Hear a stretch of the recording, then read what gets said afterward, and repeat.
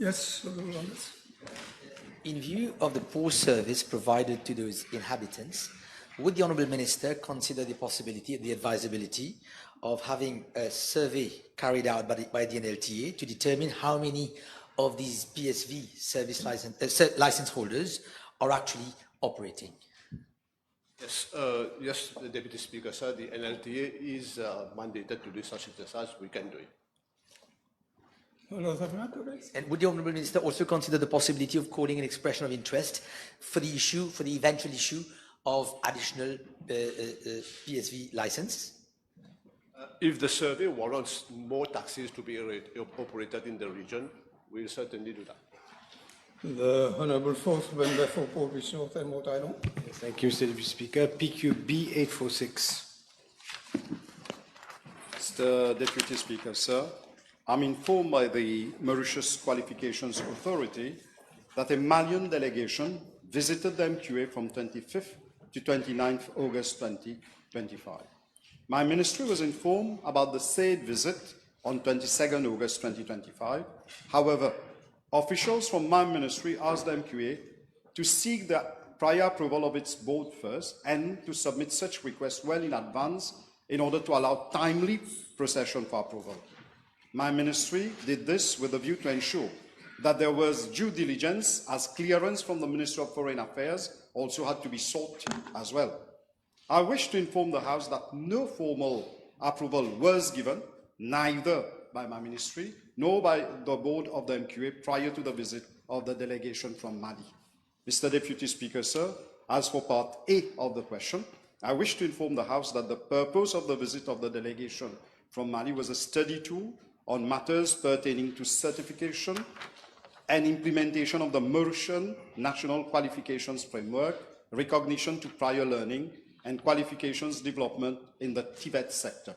As for part B of the question, I wish to inform the House that no formal agreement and no memorandum of understanding was signed. I am told that the visit was purely exploratory and merely for sharing of experience. It did not entail any binding commitments on the part of the MQA. Thank you. Yes. Mr. Deputy Speaker, it's in fact very serious that the director of the MQA took it upon himself without consulting neither the ministry nor the board nor the Ministry of Foreign Affairs before allowing a delegation from Mali de Puzé, where there was recently a coup d'etat, to come. Therefore, and I understand that the board also has taken this view. Let's have your question. That was a statement of fact. He said that the director of the MQA had taken upon himself. He could ask whether that was the case.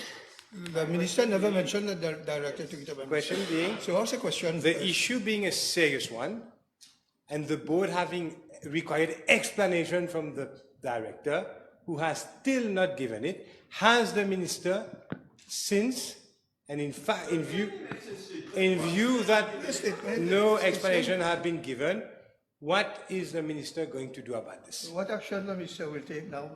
I will definitely leave it to the board to, because there was a request by the board for a written explanation regarding same, and I'm awaiting the report from the board, and the board will take whatever action has to be taken. Question. Yes. Will the Honourable Minister, once the board takes its decision, will the Honourable Minister make that information available to the House as to the outcome of this matter, which is very serious because they have bypassed proper procedure and bypassed the Minister himself? We believe in transparency, and needful will be done. The Honourable Seven Member for Belarus-Cadbon. Je vous remercie, Monsieur le Vice-président. B847.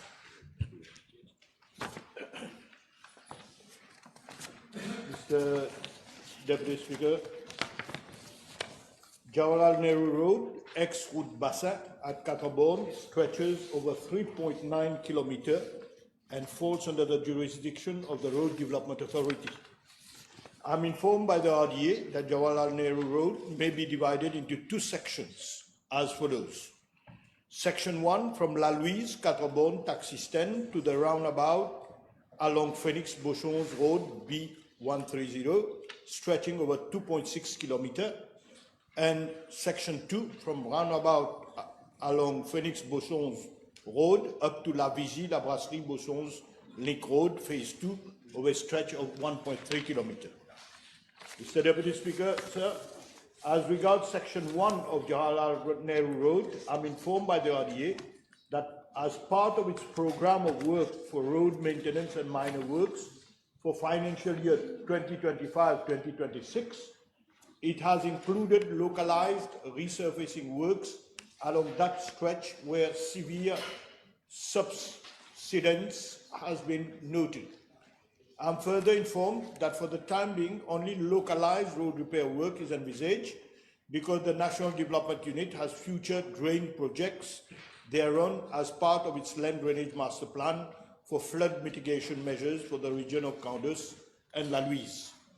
In order to mitigate hazards to road users thereat, the RDA has issued works orders for the localized resurfacing works along Jawaharlal Nehru Road under its framework agreement contract. The works order has been awarded to Gamma Construction Limited for the contract sum of 2,513,160.07, and resurfacing works are scheduled to start by end of this month and are expected to end in mid-November. Mr. Deputy Speaker, sir, with regard to section 2 of Jawaharlal Nehru Road, I'm informed by the RDA land will have to be acquired to widen the road to 7 meters with 1.5 meter shoulder footpath and drains on both sides of the road. Currently, the width of the road varies from 3.5 to 5 meters. The land acquisition process has been initiated and is currently ongoing. Moreover, the upgrading work along this section requires the reconstruction of 3 bridges and 2 box culverts. The cost estimate for the works is 125 million rupees, and same will be implemented subject to funds being made available and completing the acquisition of the land required for the project. Yes.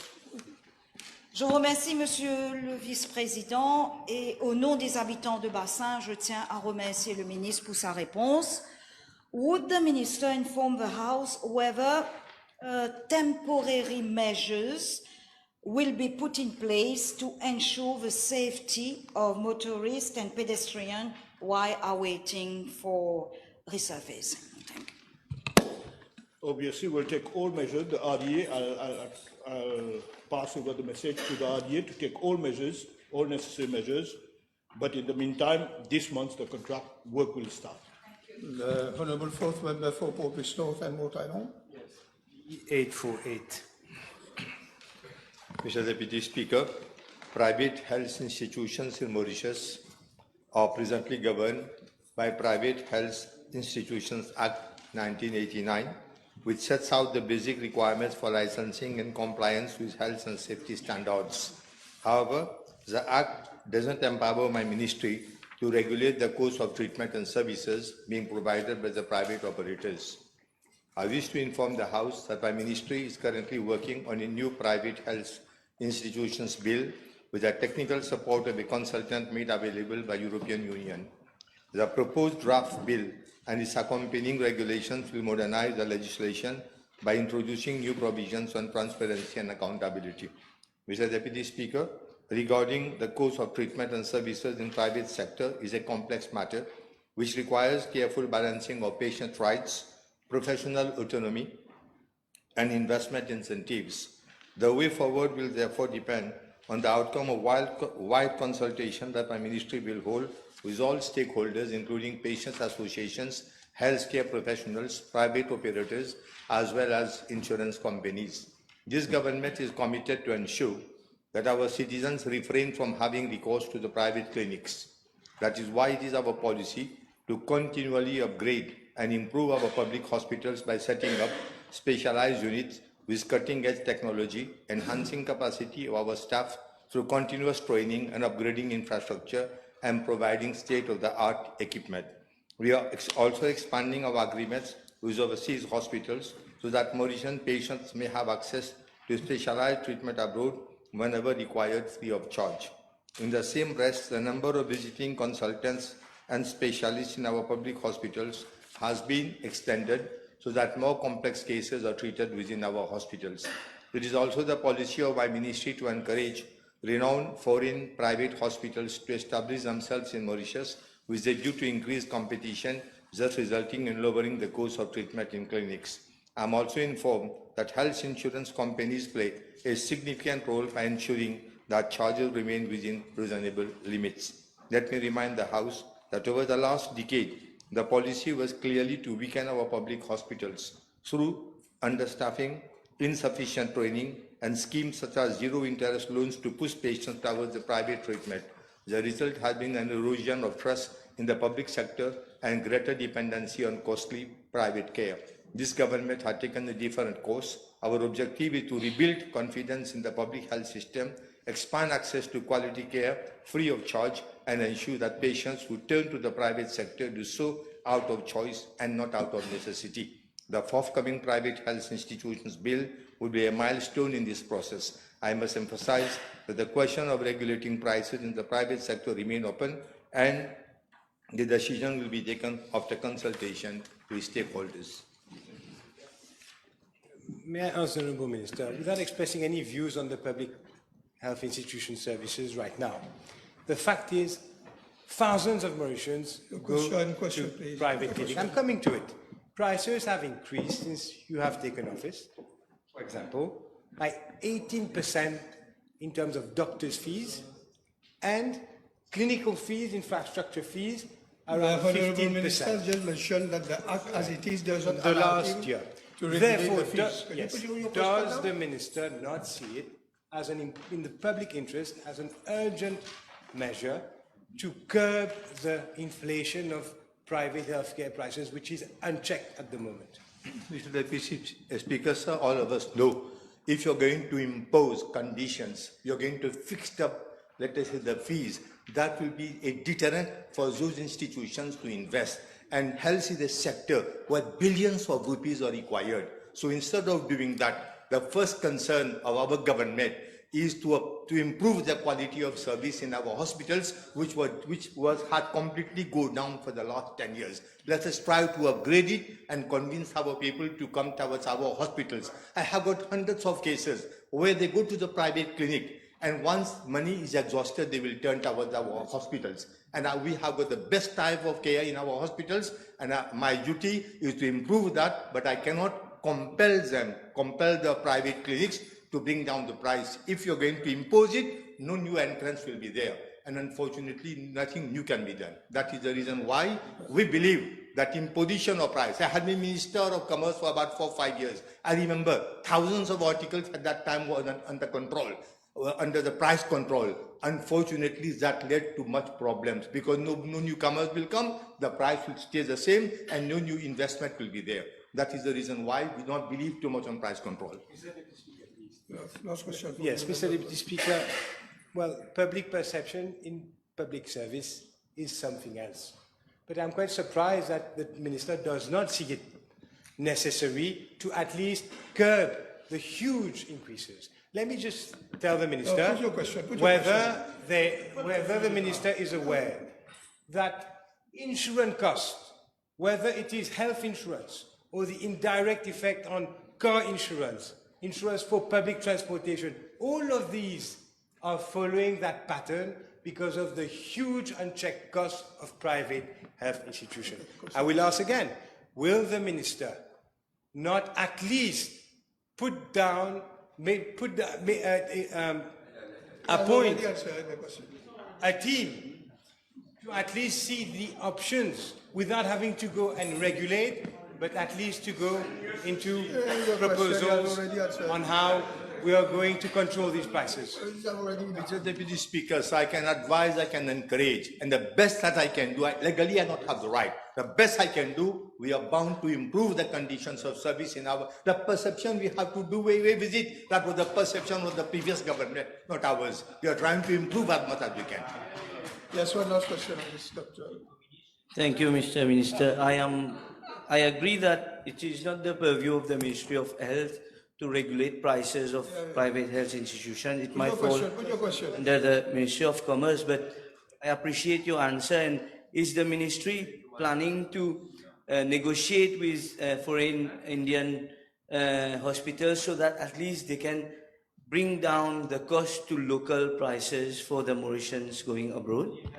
This is exactly what we are doing. The House will be aware that over a dozen of new hospitals, international hospitals, are coming towards Mauritius, and we are having a series of memorandum of understanding with them, and they are also sending us experts time and again. I can announce now in the days to come, we'll be having about 4 top specialists coming to Mauritius from Chennai in order to help us in our hospitals. The Honourable First Member for Motai Blanche. Thank you, Mr. Deputy Speaker. Sir, B849. Mr. Deputy Speaker, sir, I'm informed by the Mauritius Sport Council that there is one sports facility in concession number 10 that falls under its purview, namely the multi-use game area, Muga, located at Caroline. The facility accommodates various activities such as mini soccer, pétanque, Zumba session, recreational activities for children and senior citizens, open-air gym, training and walking or jogging along its dedicated track. Mr. Deputy Speaker, sir, the House may also wish to note that my ministry has a youth hub which houses a sport hall in Motai Blanche. The hub, which was revamped, provides the following activities: taekwondo, table tennis, badminton, dance, indoor games, Scrabble, carom, and guitar courses. Moreover, Mr. Deputy Speaker, my ministry also dispenses the following training in secondary schools and MITD centers of that region: family life education, national youth civic service, and jeune enterprises. Yes. No. The Honourable Member for Gambé, Poutodo. Thank you, Deputy Speaker. Sir, B850. Thank you. Mr. Deputy Speaker, I wish to inform the House that the Enforcement Unit of the Solid Waste Management Division of my ministry consists of 14 officers who are involved only in the supervision of the dismantling of the housing units containing cemented asbestos sheets, the removal and disposal process. Site visits are effected prior to dismantling to assess quantity and state of asbestos sheets and supervise the dismantling process till carting away to the landfill. With regard to training, from 21 to 25th November 2022, officers of the Enforcement Unit of the Division have received training on house warper site operations, which was conducted by Polyeco Limited, a Greek company, which has extensive experience in management of hazardous waste. Moreover, one officer was trained on hazmat, specialized equipment, in August 2025, conducted by a consultant of the National Disaster Risk Reduction Management Center. Mr. Deputy Speaker, with regard to Part A of the question, the technical enforcement officers who carry out visual inspections of dismantling of the housing units containing cemented asbestos sheets have been provided with personal protective equipment, comprising, amongst others, disposable coverall, dust masks, and safety boots. Mr. Deputy Speaker, concerning Part B of the question, the number of visits affected by the division from 2024 to date is 35. Mr. Deputy Speaker,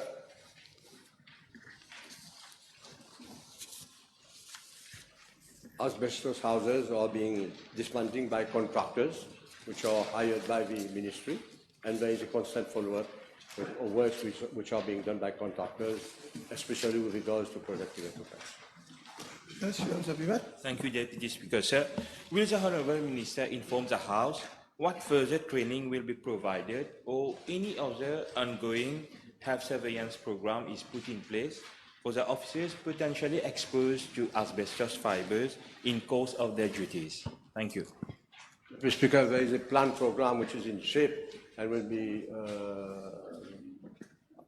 soon be implemented, not only by my ministry, but the Ministry of Labour and the Safety Division also.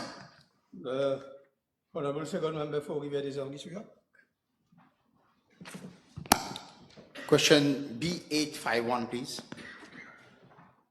Mr. Deputy Speaker, sir, further to concerns raised by the honourable member during the sitting of the House of 10 December 2024 regarding bus services in constituency number 13, the NLTA was tasked to assess the prevailing situation and to come up with appropriate remedial measures. I am informed by the NLTA that a meeting was held with the NTC and individual operators concerned on 6 March 2025. The bus operators were instructed to improve the level of bus services in those regions, and according to the NLTA, improvements have been noted along most of those routes. Several checks subsequently carried out on the operation of buses at Suliac, Kandiab and L'Escalier in the month of June and July 2025. Coming to the substantive question, I am informed by the NTC that the NTC served the following 8 routes. I'm not going to list all of them, but it's route number 6A, 7. The description is in there. If you want, I can give it to you. Yes, you can. 34, 61, 61A, 67, 79, 133, and 197. Route 10, which extends over 40 kilometers, also plies through Rivière des Galets to Mehiberg via Suyac, Kandiab and L'Escalier, and is served by 35 individual operators at an interval of 15 minutes at peak hours. Mr. Deputy Speaker, sir, I am informed by the NTC that repeated complaints, especially with regards to unavailability of buses along the above routes, are being received. For the period of July 2025 to September 2025, a total of 50 complaints has been received specifically on account of irregular bus services, which is attributable to frequent breakdown of Yutong and Nissan buses deployed on those routes. I am further made to understand that the NTC is encountering difficulties to procure spare parts in view of the need to abide by Directive 47 of the Procurement Policy Office with regard to mandatory use of e-procurement system. Mr. Deputy Speaker, sir, I personally met Her Excellency, the Chinese ambassador, during courtesy call recently. That was on 3rd September 2025, and I have requested her to facilitate the commercialization of spare parts of Yutong buses locally. And I'm given to understand that the embassy is exploring the possibility of having an MOU between Yutong company and NTC. That should theoretically resolve the problem. In fact, the NTC redeployed one additional bus. Your answer is long, Honourable Minister. You can find it. Because the question is simple. What action are you taking? Yeah, that is it. Yeah. Just to complete and to say, yes. Because since it's constituency number 13, a massive amount of 24.6 million rupees has been injected by the TRMSU for constitution of a traffic center at Rivière des Anguilles. The traffic center will be operational this week and is expected to enhance the bus transport services in constituency number 13. Thank you. Yes, Honourable Member. Relating to the incidents regarding fire, that some buses took fire, I would like to ask the Minister whether the fire prevention mechanism system were in place. If not, whether an inquiry will be undertaken. Yes, Mr. Deputy Speaker, sir. In fact, yes, there was an issue.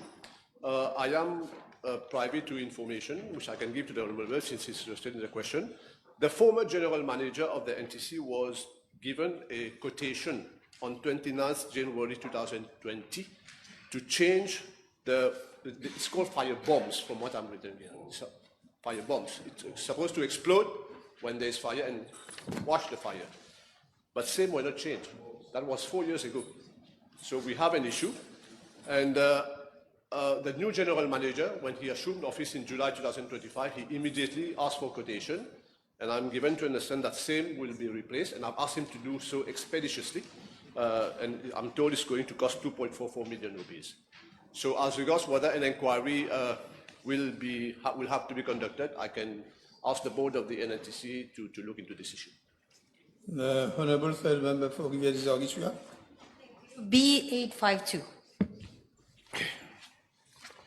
Mr. Deputy Speaker, sir, first of all, I would like to clarify that the incident to which the Honourable Member is referring 2 occurred on 21st April 2025 and not 21st February 2025. Secondly, I wish to emphasize that bridges and footbridges are constructed throughout the island on both classified and non-classified roads. Mr. Deputy Speaker, sir, as regards classified roads, that is motorways and A and B roads, these fall under the responsibility of the Road Development Authority, which, the highway authority, is responsible for the construction, care, maintenance and improvement of these roads and related structures. The RDA maintains an inventory of all classified roads and associated structures, including vehicular and pedestrian bridges and culverts, which form an essential part of the national road network. In order to preserve these assets and ensure their structural safety, the bridge management system was set up in 2012. The BMS serves as a comprehensive audit mechanism which enables the RDA to maintain a detailed database of bridges, record structural defects, and formulate a priority list of maintenance and rehabilitation works based on condition indices. Since the establishment of the BMS, 21 bridges have been rehabilitated or reconstructed on a priority basis. The RDA has recently reassessed the condition of bridges on classified roads island-wide and updated the inventory accordingly. A list of bridges requiring intervention has been prepared and implementation will be carried out gradually over the coming financial years given the significant investment involved. At present, the construction of 3 bridges, namely Grand Sable, Beauchamp and Ramjin Okoulé, is ongoing and expected to be completed within this financial year. In addition, contracts for the John Kennedy Bridge at Vakwa and the Royal Bridge at Port Louis near Hotel Pakistan have been awarded and works will commence shortly, while bidding documents for the Haute-Rive Bridge and Rivière du Rempart have already been launched. With regard to footbridges, there are presently 20 located along classified roads. In recent years, the RDA has undertaken the construction or rehabilitation of 6 of these, and a further 3 footbridges, Mapu, Pamplemousses, and Kalbas, along the M2 are being rehabilitated in the 2025-2026 financial year as part of the RDA's ongoing program. All these works are carried out with a focus on safe passage for road users and the long-term integrity of our road network. Mr. Deputy Speaker, sir, as regards non-classified roads, which fall under the responsibility of local authorities, I am informed that following the trunk bar incident, no comprehensive island-wide structural audit has been carried out for bridges and footbridges under their purview. This is mainly due to a lack of in-house technical expertise, such as structural engineers, and the absence of dedicated funds, which limit their ability to conduct detailed assessments. Local authorities across the island have varying capacities to manage their bridges and footbridges. Some, such as those in Vakwa Phoenix and Catterbourne, rely mainly on visual inspections and require external expertise for comprehensive structural assessments. In QPIP, most bridges are reported as structurally sound, although a few require urgent repairs, while enlargement works are being undertaken by the National Development Unit. In Savane, the Pont Rouge footbridge has been found to be severely damaged, whereas other bridges have already been repaired. In Moka, major reconstruction works have been completed, while in Rivière du Rempart and Grand Port, attention is being given to minor repairs, with major works requiring external support. Mr. Deputy Speaker, sir, my ministry will provide technical guidance and collaboration as and when requested to support local authorities in maintaining bridges and footbridges falling under their purview. Honorable Dogau. Honorable Dogau. Has the ministry received any complaints in relation to the current state of our bridges and footbridges? As far as you can see, I have not received any formal complaint, even by the local authorities yet. Yes, Honorable Wadi.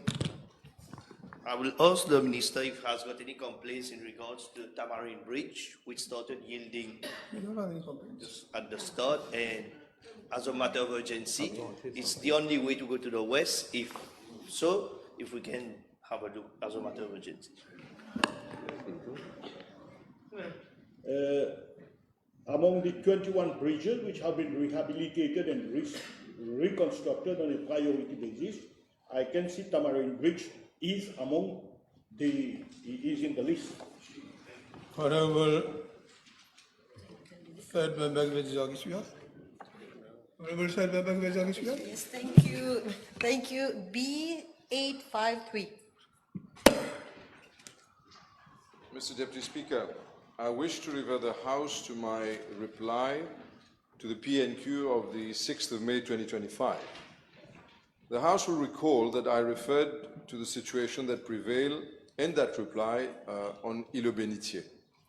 That islet had witnessed an increase in unregulated commercial activities, including informal food and beverage operations, unauthorized recreational setups, and erection of structures that are inconsistent with land use and environmental planning principles. These activities have raised concerns regarding sanitation, waste management, environmental degradation, negative effect on biodiversity and the ecosystem, as well as the preservation of public access and cultural value. Ever since then, Mr. Deputy Speaker, sir, there have been several meetings under the chairmanship of the Deputy Prime Minister. And I must state that the work was not only about Île Bénitier, but also started work about other islets around Mauritius. As regards the work that has already been initiated on Île Bénitier as a pilot case, in order to regulate existing trade and tourism activities while ensuring the protection of the island's fragile ecosystem, we have delimited a temporary recreational zone to accommodate barbecue operators and handicraft sellers. At the same time, a comprehensive master plan has been elaborated in consultation with all the relevant authorities with a view to establishing a permanent recreational zone that balances economic activities with the preservation of biodiversity. So we're going for Île Bénitier approximately on 2/3 for conservation and 1/3 for the rest. Mr. Deputy Speaker, sir, a sum of 8 million rupees has been provided in the financial year 2025-2026 for the cleaning of islands. Along this line, consideration is being given for the management strategy used for Île Bénitier to be replicated to other islets around Mauritius. It has been planned, as recommended and suggested by the Honourable Deputy Prime Minister, that we would, after Île Bénitier, also going to visit some of the islets around Mauritius, and we would be starting with some in the north. And the issue, therefore, is to promote a balanced approach that encourages responsible tourism and economic opportunities, while preserving the natural heritage of our coastal and marine assets. So in this perspective, I'd like to thank all those who have collaborated in this effort, all relevant stakeholders, obviously starting with the Deputy Prime Minister, and also the Minister of Environment, Minister of Agro-Industry, and their respective ministries, and the Ministry of Tourism and Ministry of Local Government as well, and all the other local authorities that have been very helpful in the process. I must, however, add that at this juncture, we are reflecting, in line with what your question is, on which will be the authority eventually that will be responsible for the management of all the islets. Will it be under the Beach Authority, as we had discussed, or will it be under a dedicated authority under the Ministry of Environment, with all les acteurs concernés? But there needs to be an effort, and a dedicated effort, in order to ensure that whatever we've started at Île Bénitier, under the chairmanship of the meeting with the Honourable Deputy Prime Minister, that we continue it vis-à-vis other islands. Yes, you have a supplement? And is there any proposed timeline for completion of the works on all our islets?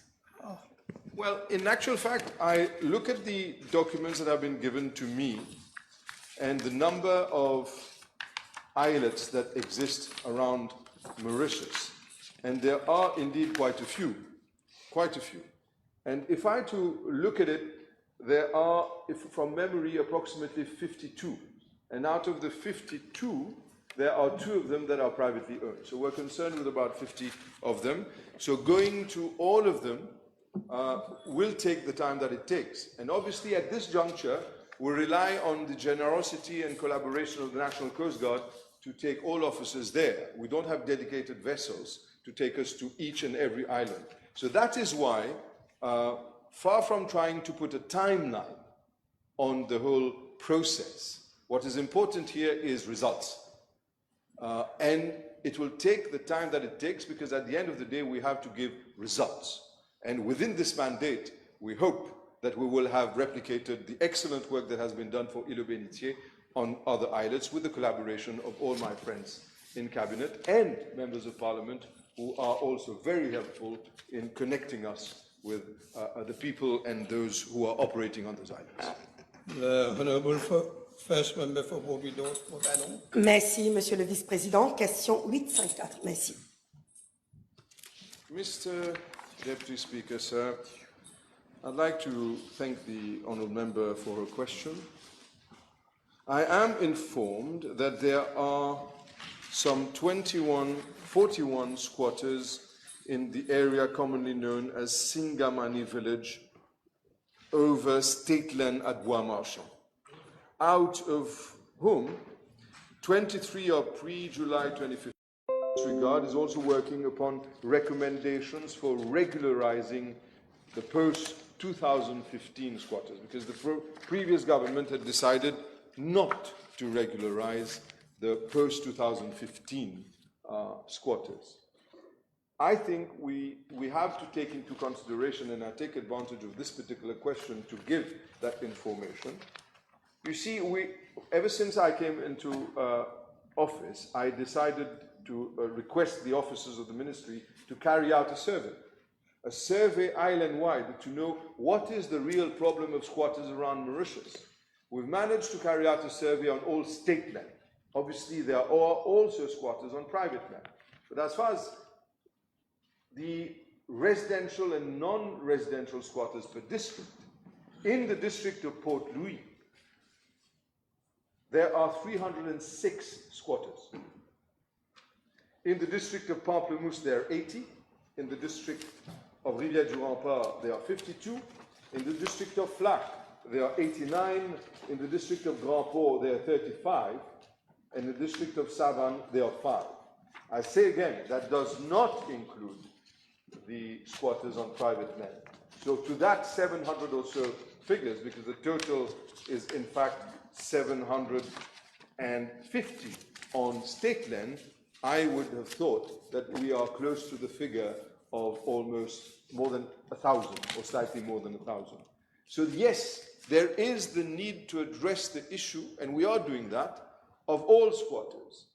But I have to also, as I have said in the previous reply, ensure that in the process we do not go for a policy decision that encourages squatting. Squatting cannot be an easy way to obtain facilities from government and homes.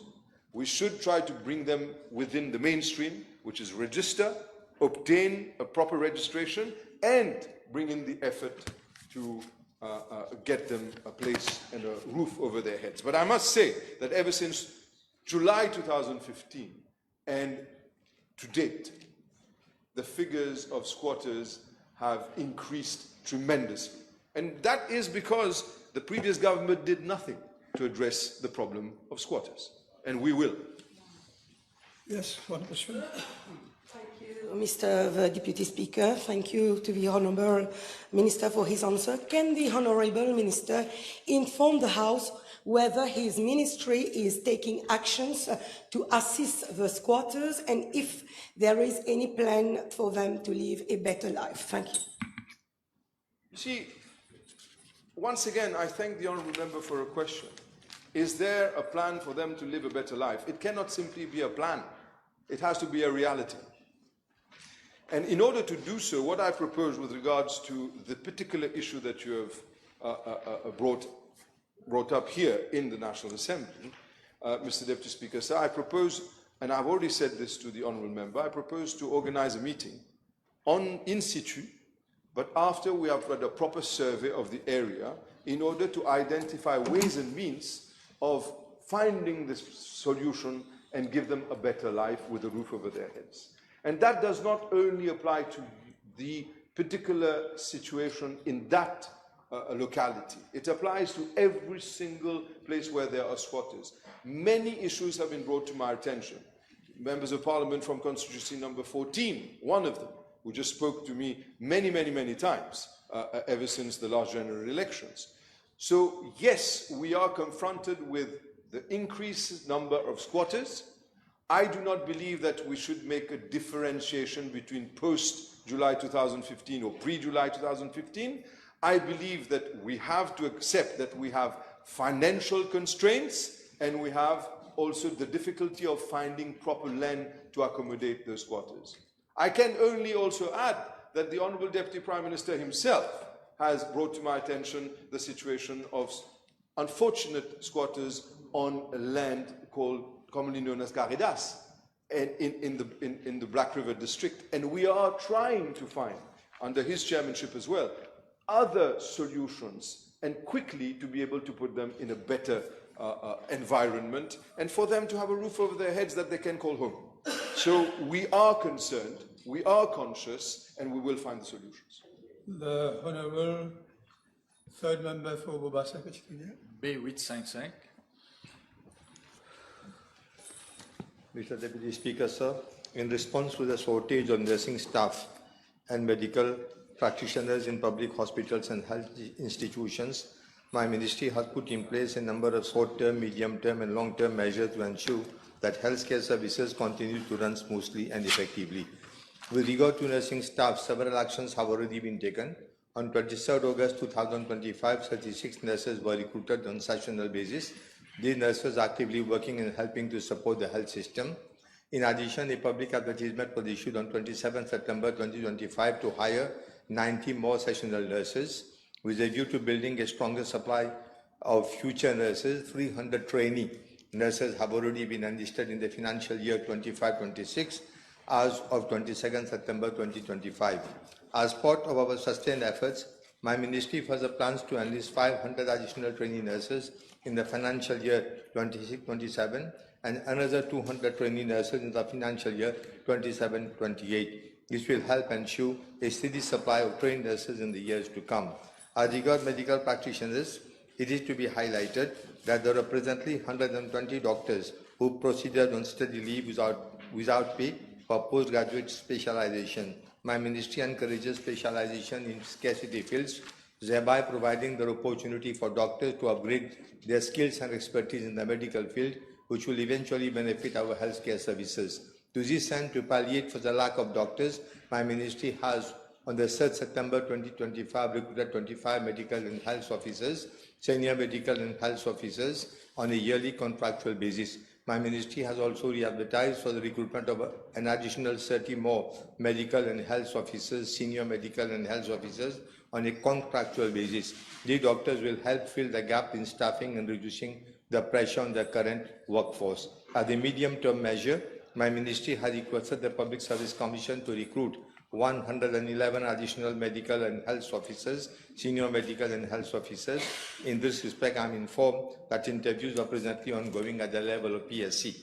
Mr. Deputy Speaker, sir, I wish to further inform the House that for both medical and nursing staff, my ministry is working on a long-term plan.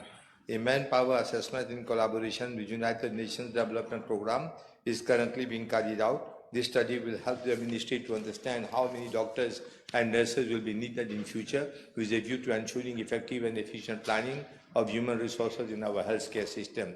In addition, my ministry is further reviewing the functioning of all our public health institutions. This includes a current shift system of medical and health officers, senior medical and health officers in the hospitals, and the opening hours of medical clinics, area health centers, and community health centers.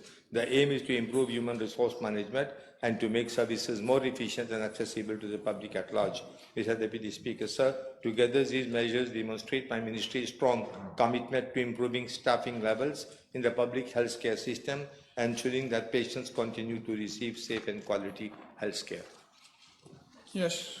Monsieur le Vice-président, le ministre peut-il indiquer à la Chambre s'il existe une disposition permettant d'envisager le recrutement sous contrat de médecins, d'infirmiers retraités et du secteur public comme du secteur privé ayant dépassé la limite d'âge, bien sûr s'ils sont jugés aptes à travailler. Yes, Mr. Deputy Speaker, sir, in exceptional cases, when the scarcity was felt, then we had recourse to the recruitment of doctors as well as nurses, but it was below 70 years. We were bound to do it because there was a big shortage and the previous government had done nothing in that field. Okay. Honorable First Member for Port-Victor. Merci, Monsieur le Vice-président. Question B856. Merci. Mr. Deputy Speaker, sir, following posts on social media and articles published in the press, a group of students of the Open University of Mauritius had lodged complaints against a lecturer. According to the students, the allegations were serious. First, the use of irrelevant and inappropriate comments during a lecture held on 22nd February 2025 from around 10:30 to 12:30 hours. And second, racism and communal bias in the grading of examinations. I'm informed that the Open University of Mauritius immediately established an internal committee to inquire into these allegations. A preliminary report has been submitted to my ministry.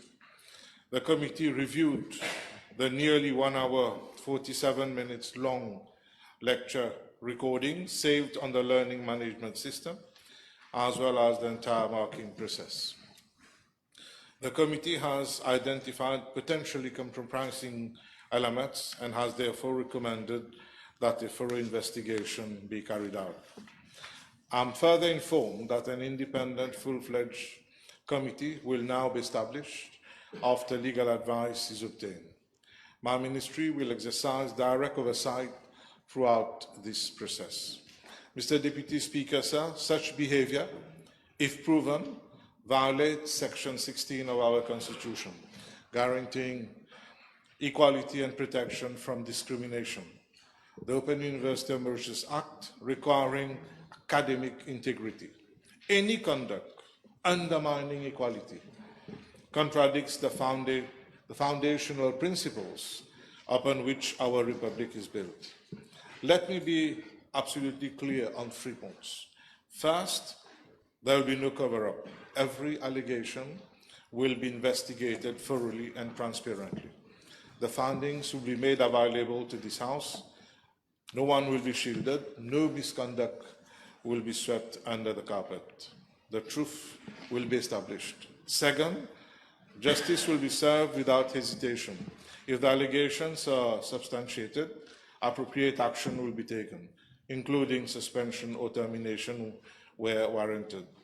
No qualification, no tenure, no position will protect anyone found to have engaged in racism, discrimination, or harassment.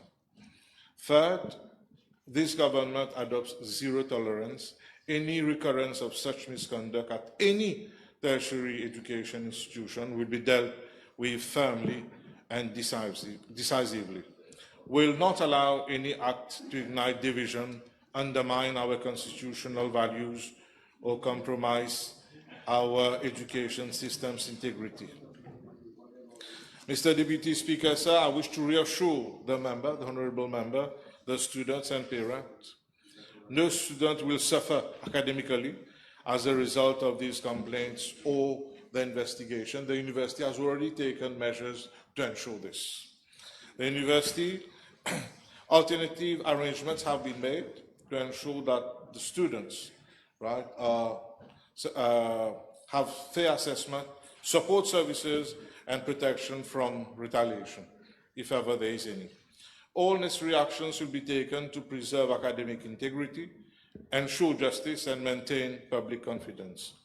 Beyond this specific case, my ministry will strengthen complaint mechanisms across all tertiary education institutions, enhance professional standards, mandatory training on cultural sensitivity and anti-discrimination, improve student welfare system, and ensure robust oversight to prevent such incidents. Our students deserve learning environments free from discrimination, fair assessment, based solely on merit, respect, and dignity in all interactions, and equal treatment regardless of race, religion, or any other characteristic. The investigation will be independent, impartial, and legally compliant, urgent, and transparent. I will update this House upon its completion. Thank you. Thank you. The Honourable Third Member for Public Procedure. Mr. Speaker, sir, B858. Mr. Deputy Speaker, sir, there are 4 routes being questioned here in a busy conurbation. So the reply that have been provided to me is 6 pages long. Yeah, please circulate. I'm going to circulate it, but I shall. Yeah, briefly you go through a few points. the main points and we'll circulate. I took note of the Facebook page of the member on 31st August 2025, and NLTA was requested immediately to conduct an inquiry. There are cases where several operators are not providing adequate service. This is for sure, as you can more fully read in the reply. I have to stress the fact that the attention of the disciplinary committee, chaired by Barrister Arti Prayak, will be done, and the consequence of this is revocation of licenses can understandably be envisaged if so required. All right. And as a last note, Deputy Speaker said last Friday, Cabinet took note of my ministry giving instruction to the Attorney General's office to draft the bus services bill, and this will make the provision for the use of technology to better enable the NLTA to monitor services. So such problem will be resolved given time. Yes, one question. Mr. Speaker, sir, I'm grateful if the Minister could inform the House when could the inhabitants of Bejutombo and Calva start seeing improvement in the situation? Like I said, the Achilles heel of the NLTA right now is it doesn't have enough supervising staff on the field. So once we have technology, like I said before, the fleet management system and all, from the office they can monitor whether the buses are not compliant with their agreed timetables, on which they are being paid for, actually. So please bear with us for some time. My officers tell me that the tender for the fleet management system can be floated for the consultancy and for the contractor on the 15th of October. So take some time more. The Honourable Second Member for Vieux-Grand-Pont, Osbel. Thank you, Mr. Deputy Speaker. Sir, is question B859, please.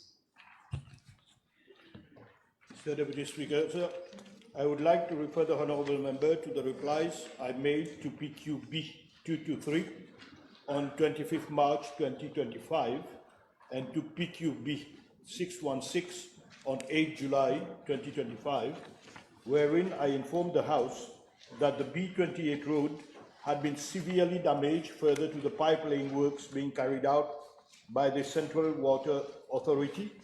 I also informed the House that the 13.1 kilometer pipeline renewal project was divided into 2 phases. Phase 1 from Anse-Joncé to Bambou-Berrieux to Petit-Sable, covering a distance of 6.4 kilometers, and phase 2 from Ferney to Anse-Joncé, covering a distance of 6.7 kilometers. The scope of the works include the replacement of all ductile iron and reinstatement works, with the CWA carries in 2 stages, namely temporary reinstatement undertaken by the contractor carrying out the pipe laying works, which consists of backfilling and applying a 30mm layer of asphaltic concrete along the trenches, and second, permanent reinstatement to be undertaken by a separate grade A contractor following a bidding exercise. This involves asphalting the damaged road to a thickness of 50 millimeter. Mr. Deputy Speaker, sir, I am now informed by the Ministry of Energy and Public Utilities that CWA has completed the renewal of the distribution network in August 2025, and a separate contract for the permanent road reinstatement works has been prepared for both phases. The bidding exercise was launched on 15 July 2025, and the CWA board approved the award of the contract on 2nd October 2025 to Transinvest Construction Limited. The estimated cost for the permanent road reinstatement works from Féané to Petit Sab, which includes the stretch from Vieux Grand Port to Bambou-Veilleux, is to the tune of 82 million, which has been catered under the current financial year. The tentative start of work is scheduled for the first week of November 2025, with completion expected by February 2026. As regards the stretch of road from Grand Sab to De Frères, I am informed by the RDA that pipelaying work is yet to be started. As such, the RDA is undertaking patching works thereat. I am further informed that the RDA has not yet issued the way leave for the excavation works along this stretch, and same will be issued only after completion of the resurfacing works from Féané to Petit Sab. Mr. Deputy Speaker, sir, I wish to highlight that the RDA has raised concerns over the CWA's failure to comply with the conditions of way leave, namely at l'Escalier, Chemin-Grenier, Saint-Julien-d'Hautemont, and Hermitage, where no proper temporary reinstatement works was carried out despite several notices sent. According to the RDA, the practice of awarding separate contracts for pipelaying and permanent road reinstatement results in significant delays, adversely affecting road users due to insufficient temporary restoration. To address this, the RDA is proposing to have a memorandum of understanding with the CWA, whereby the RDA will undertake the permanent reinstatement works once pipelaying is fully completed and commissioned. The MOU will clearly define the respective responsibilities of both parties, including payment arrangements. A meeting is scheduled today with the Ministry of Energy and Public Utilities, CWA, and RDA to discuss the draft MOU. The Honourable Second Member for Kochi, Miniti Amoka. Thank you, Mr. Deputy Speaker. PQB 860, please. Monsieur le Vice-président, avec votre permission, je répondrai ensemble aux questions B860 et B896, car elles portent sur la même question. Monsieur le Vice-président, je suis informé par la Central Water Authority que la Haute Nouvelle Découverte et ses régions environnantes sont alimentées principalement par le réservoir d'Alma et le réservoir d'Alma-Île.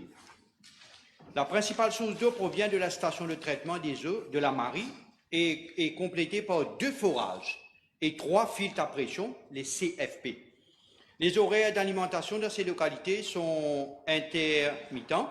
Auparavant, ils étaient biquotidiens, de 4 heures à 8 heures et de 16 heures à 20 heures, avec une pression réduite. Suite aux plaintes des consommateurs, une étude hydraulique a été menée par la Central Water Authority. Le programme d'alimentation a ensuite été optimisé pour 1 fois par semaine, soit de 1 heure à 8 heures. Pour Reprise et la partie haute de Nouvelle Découverte, de 13 heures à 20 heures, pour la partie basse de Nouvelle Découverte, avec une pression adéquate. De plus, la CWA a renouvelé environ 1,6 km de tuyaux à Nouvelle Découverte, couvrant Roussette Road, Chivala Road, Joku Road l'année dernière, améliorant ainsi le service pour environ 200 abonnés. Monsieur le Vice-président, je tiens à ajouter qu'un nouveau réservoir de service de 3000 m3 à Alma est actuellement en cours de mise en service et devrait être opérationnel à compter de la fin d'octobre de cette année-ci, donc dans quelques jours. Il est prévu que les heures d'approvisionnement pourront ensuite être révisées. Monsieur le Vice-président, Concernant le projet de forage et le nouveau forage, je suis informé que dans le cadre du programme national de mobilisation des eaux souterraines en cours, la Water Resources Commission de mon ministère réalise des levées géophysiques pour le développement de 20 nouveaux forages sur l'île, notamment dans les régions voisines de Dagotière, l'Espérance, quartier militaire, Alma. L'appel d'offres pour ces forages sur toute l'île devrait être lancé ce mois-ci. Yes, Lieutenant.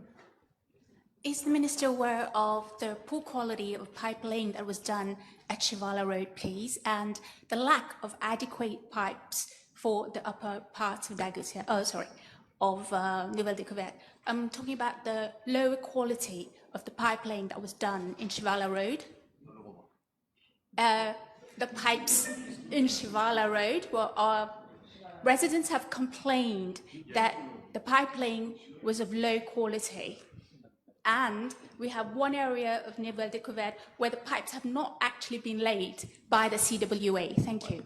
Je voudrais dire à l'honorable membre que nous revoyons tout l'ensemble de la circonscription en ce qui concerne le Pipe Replacement Programme.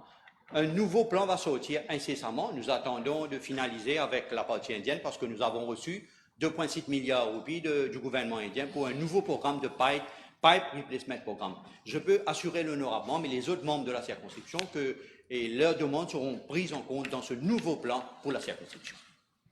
Okay, Honorable Venkateswamy, do you have a supplement? Your question has been answered. Okay, thank you. Honorable First Member for Montagne Blanche, don't give yourself, please. Thank you, Mr. Deputy Speaker. Sir, B861.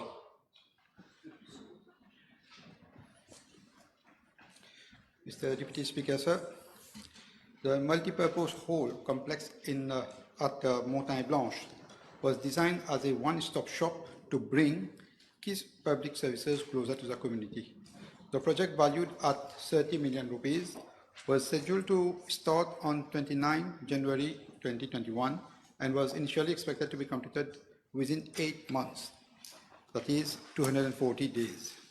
The facility consists of a 2-level building with a total floor area of 1,600 meters square, including parking facilities, and was conceived to serve multiple functions. First, a reception hall with a centralized queuing system and a common waiting area for the public. A multi-purpose hall with an accommodation capacity of 500 people, and third, flexible office spaces to host various public service providers. Mr. Deputy Speaker, sir, the project was executed in phases under a multifunctional team. It was divided into 5 main components. First, supply of labor for the construction of the building up to a grade level stage. Second, supply of materials for the grade level structure. And third, demolition of the old village hall. Fourth, fixing of aluminum openings in the new building. And fifth, laying of tiles. To date, 24,769,000 has been disbursed out of the approved 30 million budget.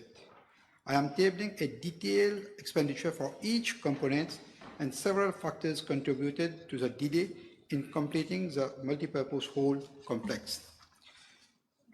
Mr. Deputy Speaker, sir, it was only after my ministry intervened, draws attention of the Council to treat all projects equitably, that the Council took decisive steps to accelerate progress at Montagne Blanche multipurpose complex. I am pleased to inform the House that the building structure has been completed up to grade level, tiles works and the installation of aluminum openings have also been finalized. The project has now moved into the second phase, which covers interior works, plumbing, electrical, networking installation, false ceilings, partitions, installation and commissioning of a lift system, and the air conditioning system. Exterior works, we have waterproofing, painting, installation of inox handrail, outdoor gym facilities, landscape, upgrading of boundary walls and gates, touring of the parking yard and access roads. Mr. Deputy Speaker, sir, my ministry is closely monitoring progress to ensure that the remaining works are completed without further delay so that the people of Montagne Blanche and the surrounding communities can benefit from this much needed facility at the earliest possible time. The Honourable Third Member for Populous Field. Mr. Speaker, B862. Mr. Deputy Speaker, sir. This is indeed a very interesting matter. I am informed that the Morcellement-le-Hameau, because it is in fact a Morcellement, at least in name, was developed prior to August 2018, whereby a Morcellement permit was not required for Baia construction at that particular time. Now, later on, the Morcellement Act was amended through the Finance Miscellaneous Provisions Act of 2018 in order to address this. So the amendment came afterwards, whereas the development happened before the amendment. Mr. Deputy Speaker said the House may wish to be informed that according to the then Environment Protection Act of 2002, the Hameau project was not a scheduled undertaking requiring an environment impact assessment license. Consequently, no environment impact assessment license was issued for the said development, and I say again because the law as it stood then did not make it a precondition. With regards to part B1 of the question, I'm also informed that Le Hameau residential project forms part of the Smart City project, in respect of which a Smart City certificate was in fact issued on the 9th of November 2018. Now, as regards part B2, I am further informed that following a complaint regarding noise disturbance emanating from the operations of the ex-Beauplan sugar factory, namely the elevators and the weighbridge, the Ministry of Health then, that was before the elections of 2024, the Ministry of Health and Wellness carried out a noise survey and concluded that noise survey was within established range. But I was not communicated with a report of that survey that allegedly was carried out. However, I have also been informed that there was a survey that was carried out by a private party at around the same time. And that survey says exactly the contrary of what the Ministry of Health and Wellness says. The Ministry of Health and Wellness says the survey we carried out, there is no noise above the permissible level of 60 decibels, whereas the survey carried out by a private consultant shows that over a week or more, that the noise indeed goes almost to 80 decibels. So in the circumstances, I've understood, based on all the information that has been communicated to me, that the relevant ministries decided not to do anything following the complaints, precisely because they base themselves on the fact that allegedly the noise was not or was within the permissible level, without me having ever been communicated that report. I am also aware that, yes, this development was in fact marketed as a Morcellement.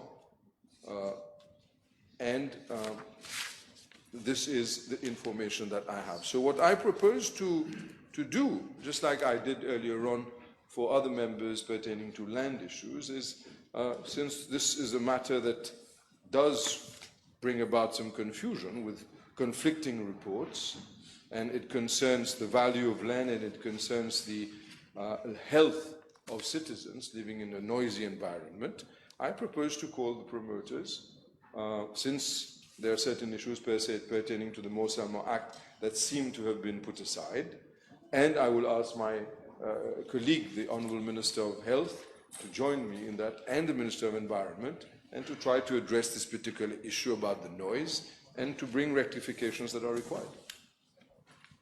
Thank you. The Honourable Second Member for Party Democrat. Thank Thank you, Mr. Deputy Speaker. Question B863, please. We're stepping for the Ministry of Labour. I am standing in, Mr. Deputy Speaker, sir, and with your permission, sir, I shall reply to this question. I am informed that this matter is already being given due consideration. Section 15 and 16 of the National Disaster Risk Reduction Management Act of 2016 makes provision for a National Crisis Committee to be chaired by the Secretary to Cabinet and head of the civil service in the event of disasters. Notwithstanding any other enactment in situations of torrential rain and climatic disasters, the National Crisis Committee may, to safeguard the life of any person, issue after consultation with the Prime Minister an order directing any person to remain indoors as long as it is unsafe to venture outside.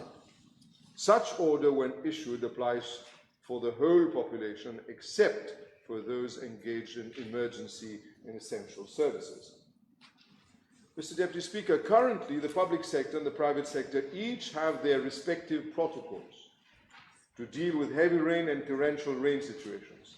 These protocols are aligned with Section 16 and 17 of the relevant legislation, while recognizing the diverse nature and specificities of the public and private sectors.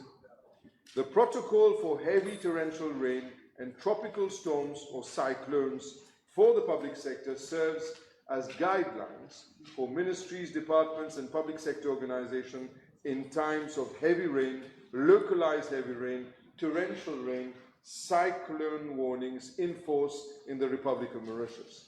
It provides practical guidance on work arrangements in such cases with a view to ensuring the safety of employees as well as continuity of service delivery. Mr. Deputy Speaker, sir, allow me to refer to the Workers' Rights Act of 2019, which is of relevance. Section 32 of the Act, which deals with the payment of remuneration in other specific circumstances, provides, amongst others, that where during a period of extreme weather conditions, including but not limited to heavy rain, heavy or torrential rainfall, and it goes on to explain that subparagraph 1 and 2, which is an order is issued by the National Crisis Committee under Section 16 of the National Disaster Risk Reduction and Management Act, or a state of disaster is declared and any direction for the purpose of assisting and protecting the public is issued under Section 37 of the relevant legislation. An employer shall not require a worker to report to work or to continue to work where he is exposed to weather conditions as the case may be. I shall not be that long, but allow me to add that, Mr. Deputy Speaker, sir, that during the Assises du Travail et de l'Emploi, organized from the 23rd to the 25th of September 25 by the Ministry of Labour and Industrial Relations, social partners, including representatives of workers and employers, agreed that the same regime should apply for the release of workers both in the private sector and the public sector in situation of torrential rain, and that there should be no disparity on this issue, insofar as personal safety, security, and threat to life are concerned. I understand that with a view to addressing the perception of continued discrimination between the public and private sectors when the country is facing torrential and climatic disasters, the Prime Minister's Office, together with the National Disaster Risk Reduction Management Council, the Mauritius Meteorological Services, and other key stakeholders are working closely with the private sector for the development and finalization of a combined national protocol for heavy and torrential rainfall, where safety of the population remains central, while ensuring continuity in emergency and essential services. Once this is finalized, once there is finalization of the national protocol for heavy and torrential rainfall, necessary amendments will be brought to the Workers' Rights Act of 2019, as may be required, with a view to ensuring that employees of both the private and public sectors are protected on a non-discriminatory basis. The Honourable First Member for Holding. B864. Mr. Deputy Speaker, sir, as regards Part A, I am informed by the NLTA that the protocols applicable in case of discrepancies found in the course of examination of motor vehicles in road rigs are covered in 5 points. They are quite lengthy. I'm going to table them. Thank you. As regards Part B, why? As regards Part B of the question, there is currently one vehicle examination centre in road rigs located within the premises of the mechanical workshop of the Commission of Infrastructure in Port-Mature. This centre is manned by one vehicle examiner of the NLTA posted to road rigs on 2 of 1 year service. I had, in fact, the opportunity to personally visit the examination centre during my official mission to road rigs from 12 to 14th August 2025. I would like to emphasize that I was taken aback by the flimsy manner in which vehicles are examined in the island. The examination actually consists of a mere visual inspection of the vehicles, which is definitely not adequate to determine whether they are roadworthy or not. Furthermore, I observed that the examination pit belonging to the mechanical workshop, which is supposed to be used for examination of undercarriage of all vehicles, cannot be acceded by vehicles due to its height above ground level. Mr. Deputy Speaker, sir, I have also personally observed that overall the process for obtaining roadworthiness certificates for motor vehicles in road rigs is quite cumbersome. In fact, vehicle owners have to call at the NLTA office at Belascar for the payment of the fitness test fee according to their vehicle category. Thereafter, the vehicle has to call at the vehicle examination centre in Port-Mature. There, the vehicle is visually inspected by the vehicle examiner, and in the event of a favourable vehicle examination report is issued, the vehicle owner has to call back to an NLTA office in Belascar to collect the certificate of fitness. So, quite cumbersome. I had raised my concern with the Chief Commissioner of Road Rigs during courtesy meeting I had with him. In a bid to align with the procedures in place in mainland Mauritius for vehicle examination, I proposed that an expression of interest be launched by the NLTA for authorizing vehicle examination stations currently operating in Mauritius to extend their services to road rigs. The Chief Commissioner of Road Rig welcomed the proposal and is even willing to put at the disposal of the vehicle examination station a plot of land outside of the centre of Port-Mature for that purpose. I am informed that the NLTA has already initiated actions at its end for the implementation of the proposal with the assistance of the Chief Commissioner's Office, of course. Deputy Speaker, sir, as an ending note, as regards Part B2 of the question, I am tabling the list outlining the number and categories of vehicles examined over the past 3 financial years. Thank you. The Honourable Third Member for Holding.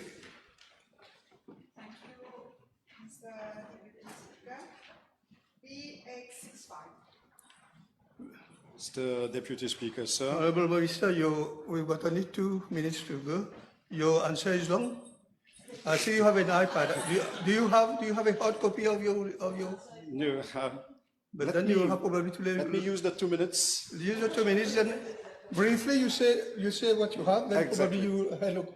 But next time, come with a hard copy. I'll stay guided of your answer so that we can After take 2 on the minutes, table. I stop. Mr. Deputy Speaker, sir, at the very outset, I would like to congratulate the Education Commission of the Rodrigues Regional Assembly for the successful organization of les Assises de l'Éducation on 26 and 27th May 2025, and thank all the stakeholders who contributed to make it successful. I thank the 4 MPs who attended same. I thank you for that. Now, I wish to inform the House that the consultations held in Rodrigues in May 2025 brought together a wide range of stakeholders, including Rodrigues Commission for Education, educators, unions, NGOs, parents, and so on. Deliberations were structured around 8 thematic areas, namely student behavior, discipline, and well-being, curriculum and pedagogy, teacher training and capacity building, assessment and progression, TVET and skills development, technology and education, legal and regulatory framework, and youth voice. Mr. Deputy Speaker, sir, notwithstanding the current drafting process of the blueprint, I would like to enumerate some measures which have already been implemented or being currently implemented in the light of the consultations held. 1. Psychosocial support has been reinforced through training in emotional intelligence for educators. 2. Discussions are ongoing with MES and MIE to contextualize the curriculum, prioritizing agriculture, marine and blue economy subjects. Discussions are being held with MITD to expand Tibet course and to increase enrollment capacity in Rodrigues. 4. Career guidance sessions have been intensified to better align student choices with labor market opportunities. And 5th, opportunities for co-curricular activities for Rodrigues have been strengthened through the foundation program with the support of the MIE. If you need further information, I will always volunteer to do so. Thank you. Thank you. Time is over. Honourable members, the table has been advised that the following PQs have been withdrawn. B898, B895, B890, B881, B887, B888, B876, B893, B871, B872, B885, B894, B870, B884, B897, B880, B891, B874 again, B879, B867, B873, B889. Motion? Motion. Mr. Speaker, with your permission, I move that all the business on today's order paper be exempted from the provisions of paragraph 2 of Standing Order 10. Thank you. Seconded? Yes, seconded. The question is that all the business of today's order paper be exempted from the provisions of paragraph 2 of Standing Orders 10. Those in favor say aye. Aye. Those against say no. The ayes have it. Statements by ministers none. Public bills, first reading. Deputy Speaker, yes. I move that the Atal Bihari Vajpayee Institute of Public Service and Innovation Bill be read a first time. Seconded. Second reading. Honourable Attorney General. I move that the civil appeal, Mr. Deputy Speaker, sir, I'm sorry. I move that the civil appeal bill number 21 of 2025 be read a second time. Seconded. So, Deputy Speaker, sir, this bill forms part of our ongoing effort to modernize the justice system, to make our laws simpler, clearer and more coherent. Following the Criminal Appeal and Criminal Review Act, which streamlined criminal procedures earlier this year, this bill now does the same for civil cases. The bill may look small if one stops at the number of pages it covers. However, a closer and more informed look at its provisions reveal that this bill is part of a bigger picture. It is part of the long and important process of rebuilding the system to make the processes simpler and less burdensome. We are still in the throes of addressing all the issues that need to be looked into to provide a better and more efficient system of justice. At present, Mr. Deputy Speaker, sir, the rules governing civil appeals are dispersed across several statutes, namely the Court of Civil Appeal Act, the Courts Act, and the District and Intermediate Courts Civil Jurisdiction Act, amongst others. Each has developed separately, resulting in inconsistencies, overlapping provisions, and uncertainty for litigants. The result has also been confusion, procedural disputes, and unnecessary delay. This bill remedies the situation. It consolidates all civil appeal procedures into one coherent framework, replacing outdated enactments and standardizing the rules that apply when an appeal is made. First, to the Court of Civil Appeal from a final decision of the Supreme Court in its original jurisdiction, or second, to the Supreme Court in its appellate jurisdiction from the final decision of a subordinate court, such as the District Court, the Intermediate Court, the Industrial Court, the Master and Registrar, the Judging Chambers, or a statutory tribunal. Henceforth, all such appeals will follow the same process from start to finish. Mr. Deputy Speaker, sir, let me briefly guide the House through the principal provisions of this bill. Clauses 6 and 13 provide for a uniform procedure for the lodging and prosecution of appeals. Whichever court the appeal lies to, the Court of Civil Appeal or the Supreme Court, the same steps, time limits, and forms will apply. Clauses 9 and 15 empower both the Court of Civil Appeal and the Supreme Court in its appellate jurisdiction to determine questions of law referred to them by subordinate courts. This will allow for timely clarification of legal points that would otherwise create uncertainty at lower levels. Clause 18, introducing more realistic time limits for the filing of skeleton arguments and submissions. Appellants will now have to file their written submissions 30 days before the hearing rather than 45 days, whilst respondents will file theirs 15 days before rather than 30. These adjustments reflect the experience of both practitioners and judges and will make scheduling and deliberation more efficient. Clauses 19 to 23 harmonise the powers of both appellate courts. Previously, the Court of Civil Appeal and the Supreme Court did not enjoy the same authority when determining civil appeals, a technical anomaly that this bill now removes. Clause 3 introduces a simple but important safeguard. Every court, immediately after giving judgment, must notify each party in writing of their right to appeal. This ensures that access to justice is not hindered by lack of information, especially for litigants without legal representation. Clause 29 provides for consequential amendments to 6 statutes: the Courts Act, the District and Intermediate Court Civil Jurisdiction Act, the Environment and Land Use Appeal Tribunal Act, the Equal Opportunities Act, the Industrial Court Act, and the Sale of Immovable Property Act. The Court of Civil Appeal and its 1965 rules are repealed entirely, making this bill the sole reference for civil appeals. However, Mr. Deputy Speaker, sir, I will be proposing amendments at committee stage to this clause 29 of the bill, more specifically to amend the Court of Rodrigues Jurisdiction Act and the new Revenue Tribunal Act so as to align their procedures with this new legislation. Together, Mr. Deputy Speaker, these clauses establish a single, predictable system that applies uniformly across all levels of the judiciary.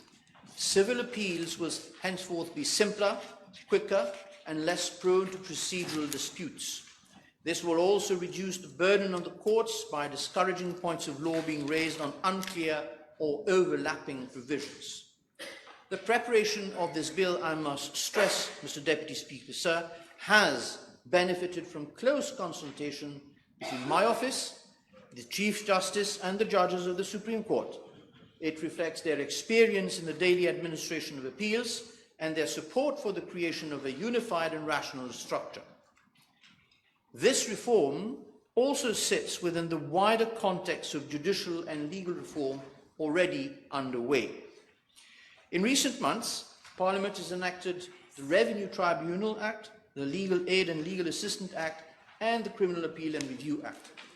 Each of these bills now enacted have aimed at simplifying access to justice and restoring coherence to our legal framework.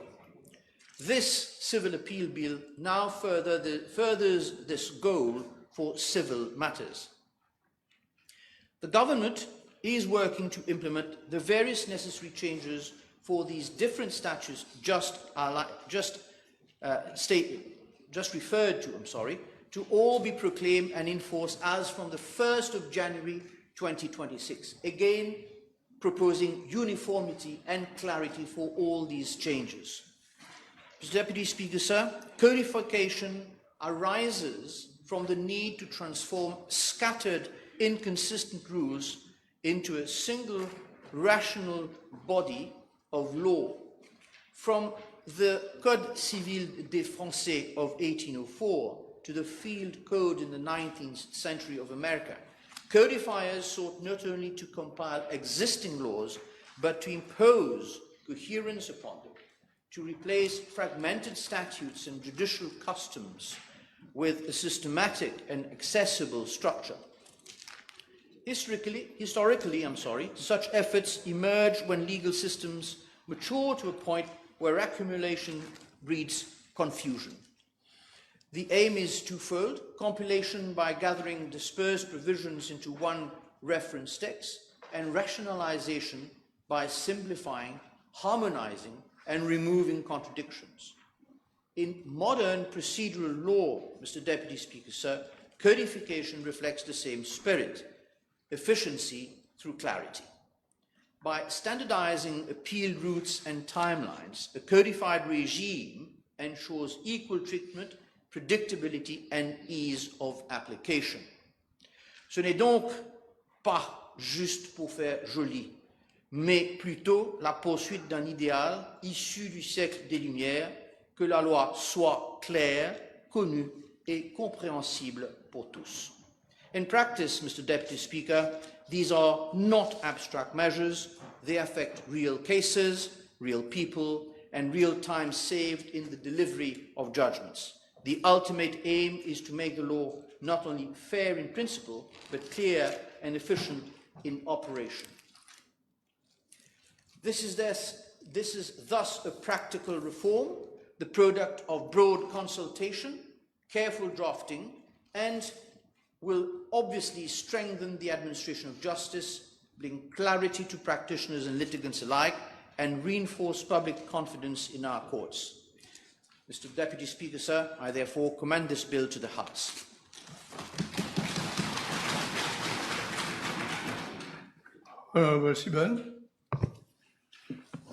Thank you, Mr. Deputy Speaker, sir. I rise today not as a humble backbencher, but as a firm believer in the continuing evolution of our justice system. Just a few weeks ago, this Assembly came together to pass the Criminal Appeal Bill, a decisive piece of legislation that marked a watershed in the rationalization of our criminal appeal process. It was an act of legislative courage, one that put consistency above complexity and the citizen above bureaucracy. And today, we are called upon to act again, to complete the other half of that equation through this civil appeal bill, which seeks to consolidate what has too long remained fragmented and unclear. For years now, civil appeals have been governed by a patchwork of statutes scattered across multiple pieces of legislation, resulting in uncertainty, delay, and confusion. Mr. the Deputy Speaker, sir, I therefore rise in support of the Civil Appeal Bill that will be cited as the Civil Appeal Act 2025, which is a reaffirmation of our rule of law. The bill comes with a view to bring clarity, certainty, and uniformity in this area of the law. The bill will simplify and standardize the procedures for all appeal in civil matters under one deliberate and thoughtful consolidated legislation that will govern all civil appeal cases at all levels of our judiciary. Mr. the Deputy Speaker, sir, under the current system, the civil appeals are governed by a scattered set of legislations, including the Court of Civil Appeal Act, the Court of Civil Appeal Rules 1965, the Courts Act, the District and Intermediate Courts Civil Jurisdiction Act, the Environment and Land Use Appeal Tribunal Act, the Equal Opportunities Act, the Industrial Courts Act, and the Sale of Immovable Property Act. This causes great uncertainty, as the Attorney General earlier said. Thus, the courts are operating under different routes of appeal, and this has left the people, especially the vulnerable ones, and the laypersons who wishes to challenge the decision of the court of first instance, often confused and disempowered. This lack of uniformity risks undermining the very principles upon which our justice system is built, including fairness, accessibility, and equal treatment under the law. Mr. the Deputy Speaker, sir, this bill is a transformative step forward of how justice is administered in our country. The bill unifies the appeal rights of all appeal cases in civil matters that are from the final decision of the Supreme Court in the exercise of its original and appellate jurisdiction, and also from the final decision of the District Court, Intermediate Court, Industrial Court, the Master and Registrar, the Judge in Chambers, or a statutory tribunal. In doing so, the bill will strengthen legal certainty and will protect the rights of all parties involved in civil litigation and civil proceedings. Mr. the Deputy Speaker, sir, the bill clearly imposes an obligation on any court to immediately, after it gives judgment in a civil matter, to notify any party to the case of his right to appeal. Part 1 of the bill deals with the preliminary matters, including the short title, interpretation, notification of the right to appeal. Part 2 of the bill outlines the composition, the jurisdiction, and the powers of the Court of Civil Appeal, and further outlines the procedures, the proceedings, and the notice required to resist appeal before the Court of Civil Appeal. Mr. Deputy Speaker, sir, a legal system should not only require a map to navigate, it should be a road clearly signposted, open to all who seek redress. Under Clause 4 of the bill, which provides that an appeal before the Supreme Court shall be heard by at least 2 judges, and further provides that the Chief Justice may, upon receipt of an application, direct more than 2 judges to hear the appeal, having regard to the magnitude of the interests at stake or the importance of intricacy of the question of law and the importance of facts involved. Section 5 of the bill provides that the Court of Civil Appeal shall have unlimited jurisdiction and powers to hear and determine appeal in civil matters against final decision of the Supreme Court. Section 6, 7, and 8 of the bill deals with the procedures, leave required to appeal, and the notice to resist appeal to the Court of Civil Appeal. Section 9 of the bill provides that where a question of law arises at the hearing of any civil matter, and where the matter is referred to the Supreme Court upon application by any party where it is so determined, the court will adjourn the matter until such question has been determined by the Supreme Court. Section 10 of the bill provides that the Supreme Court shall state the circumstances in which such question arose and direct such statement under Section 9 to be entered upon the record for the opinion of the Court of Civil Appeal. Section 11 and 12 of the bill deals with the composition, jurisdiction, and unlimited powers of the Supreme Court to hear and determine appeal in civil matters against the final decision of the subordinate court. Section 13 of the bill provides that a person who intends to appeal from the final decision of the Supreme Court shall, within 21 days after the date of the final decision of the subordinate court, give the written notice of appeal to the clerk, and shall, after service the notice, lodge the appeal within 14 days with the registry of the Supreme Court. Section 14 of the bill provides that a party may resist the appeal within 28 days, upon whom a notice is served, failing which that party may be deemed to have elected not to resist the appeal. Section 15 and 16 of the bill makes provision for the Supreme Court to postpone and determine any question of law referred by any party while hearing any civil matter by the subordinate courts. Section 17 and 18 of the bill deals with the stay of proceedings, service of skeleton arguments, and submissions on the grounds of appeal. Section 19 and 20 of the bill provides the general powers of the appellate court on the civil appeal to reverse, amend, and alter the decision of the subordinate court or order a new trial before a different constituted bench. Section 21 and 22 of the bill provides for the appellate court to deal with the issue of immaterial errors and frivolous appeals. And under Section 23, the appellate court is empowered to make such order as the case may require. Section 24 of the bill provides the general powers of the appellate court in determining the question of law referred by a party within 6 months, and for the subordinate court thereafter to give its final decision within 3 months. Section 25 and 26 of the bill makes provision to deal with application for the extension of time and the costs of appeal. And the bill further makes provision for the Chief Justice under Section 27 of the bill to make such rules as may be necessary. Mr. the Deputy Speaker, sir, Section 28 of the bill makes provision to repeal the Court of Civil Appeal Act 1954 and further revoke the Court of Civil Appeal Rules 1965. And Section 30 of the bill makes provision for a fair application of the bill so as not to disrupt the current ongoing appeal matters. Mr. the Deputy Speaker, sir, in summary, this bill before us today consolidates all existing civil appeal provisions into a coherent piece of legislation. It clarifies the grounds and timelines for civil appeal across all courts and further reinforces judiciary efficiency and legal predictability. Mr. Deputy Speaker, sir, in fact, any person who cannot easily understand the right to appeal or when the process to seek redress is unnecessarily complex or inconsistent, it is the integrity of our entire justice system that is called into question.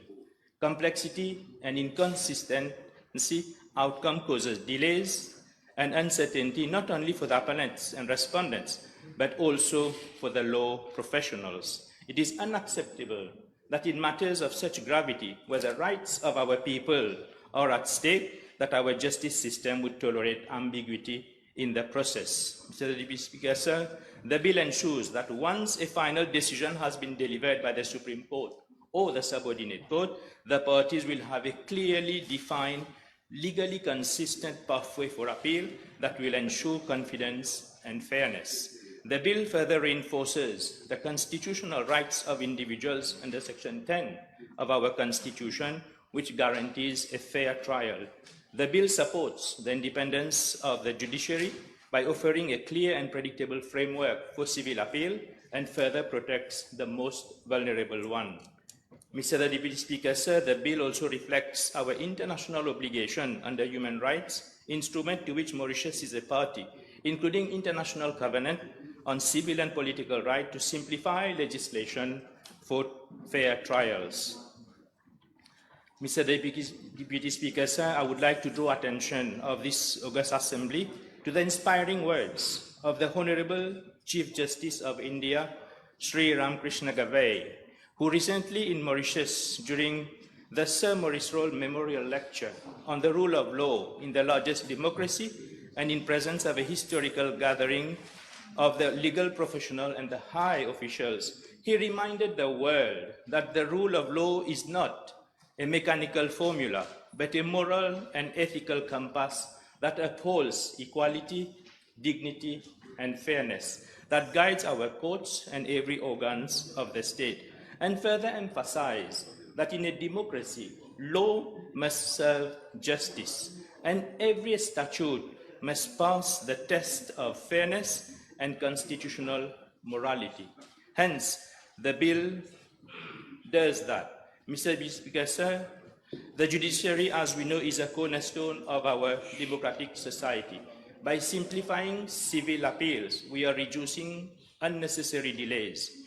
We are alleviating the burden of our courts, and we are ensuring that judicial time and resources are focused on the substance of justice. When I voted for the criminal appeal bill a few weeks ago, I did so because I believed in creating a justice system that speaks one language, not several dialects. It would be inconsistent and irresponsible for us as lawmakers to reform one arm of justice and neglect the other.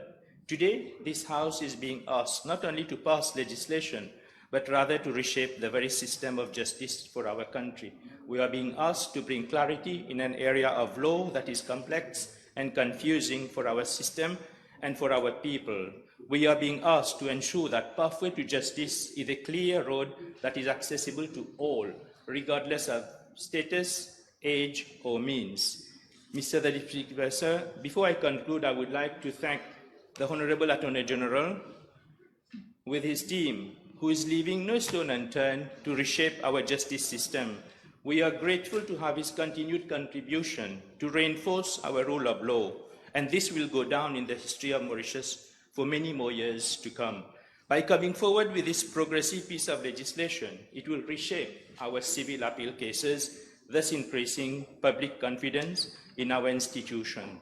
I therefore urge all members of this House to come together in support of this bill as custodians of justice and servants of the people, and deliver a framework that will serve all the people of Mauritius. We are sending a strong message to the people out there that we believe in a justice system that is transparent, fair, and equal for all. As the great Mahatma Gandhi says, injustice anywhere is threat to justice everywhere. Let us vote not just with our voices, but with our vision for a more just Mauritius. With these words, I commend the bill to the House.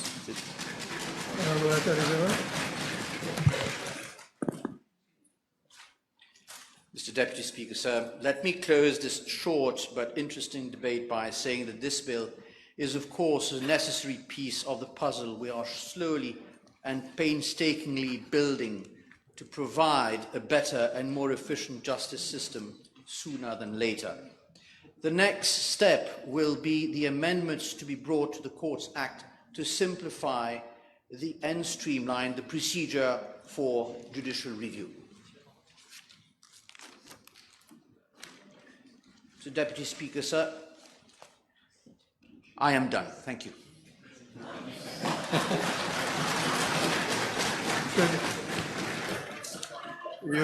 You commend the bill to the House? That stands to reason, yes. Yes. And it should be seconded? Seconded, yes. Committee stage. Yes, sorry. The question is that the Civil Appeal Bill, number 21 of 25, be read a second time. Those in favor say aye. Those against say no. The ayes have it.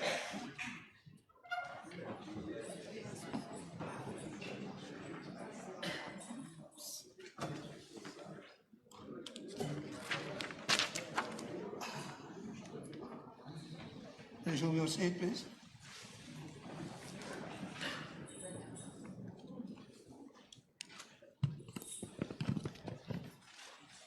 Clause 1, short title. Clause 2, interpretation. Clause 3, notification of right of appeal. Clause 4, composition of Court of Civil Appeal. Clause 5, jurisdiction and powers of Court of Civil Appeal. Clause 6, procedure to appeal to Court of Civil Appeal. Clause 7, leave to appeal to Court of Civil Appeal. Clause 8, notice to resist appeal before Court of Civil Appeal. Clause 9, question of law before Court of Civil Appeal. Clause 10, statement of question reserved by Court of Civil Appeal.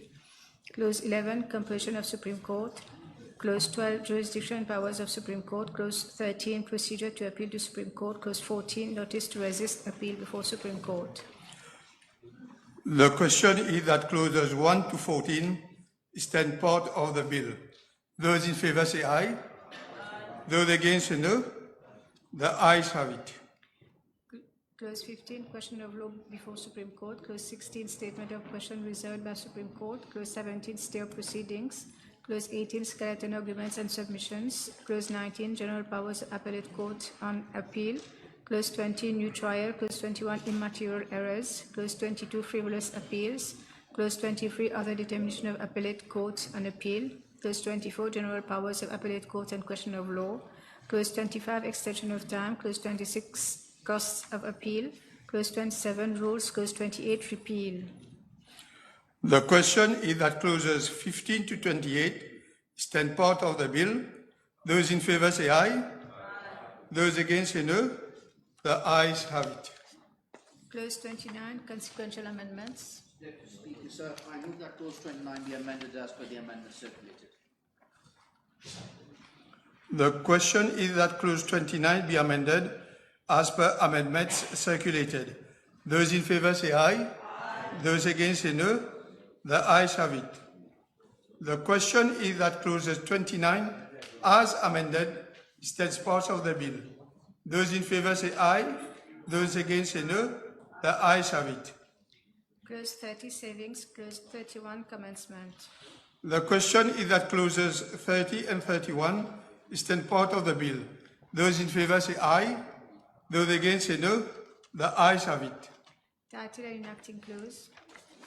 The question is that the title and enacting clause stand part of the bill. Those in favor say aye. Those against say no. The ayes have it. The question is that I do report to the House that the Civil Appeal Bill number 21 of 25 has passed the committee stage with amendment. Those in favor say aye. Those against say no. The ayes have it.